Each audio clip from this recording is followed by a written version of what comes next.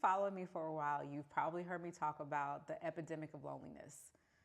It's real, so let's talk about it. My name is Dr. Leslie Davis, and I'm a relationship therapist.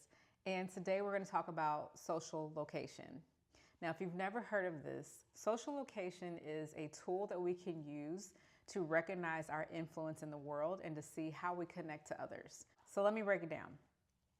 Social location includes things such as our age, our race and ethnicity, our gender, our social class as far as economics.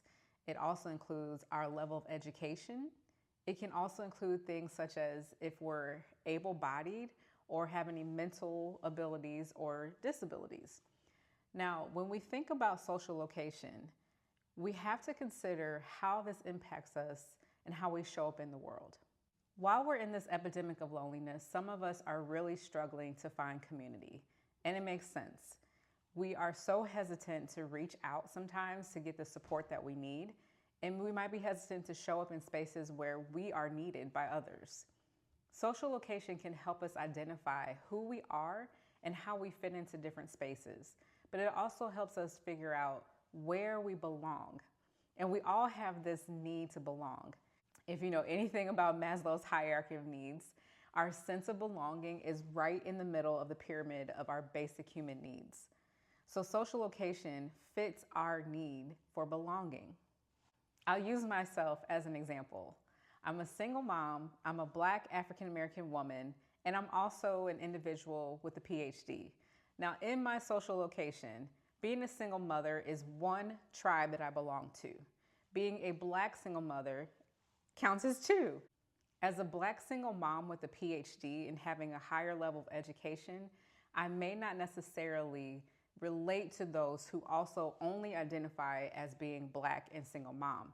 Maybe their lower education puts them in a category where we may not be able to relate the same way when it comes to how we communicate or the things that we understand about the world, but we can have a shared common experience with being Black and being single mothers. Another community that I fit into, which is so diverse, is the jiu-jitsu community. But I identify as a woman in the jiu-jitsu community, and I also identify as a Black woman specifically in the jiu-jitsu community. My experience, including my race and my gender in this larger community, gives me a different experience from those who identify other than I do. So try to apply this to yourself. Where do you fit in the world? Do you identify mostly with your religious background, with your race, with your gender, with your height even? To combat this epidemic of loneliness, and if you are looking for your tribe, find out where the people are that have the same experience as you. But I also want to encourage you, if you're struggling to connect with people who are just like you, be open-minded and welcome the experiences of people who are not like you. Because my philosophy is we serve as mirrors for each other. What I have inside will reflect back to the ones that I'm around, and vice versa.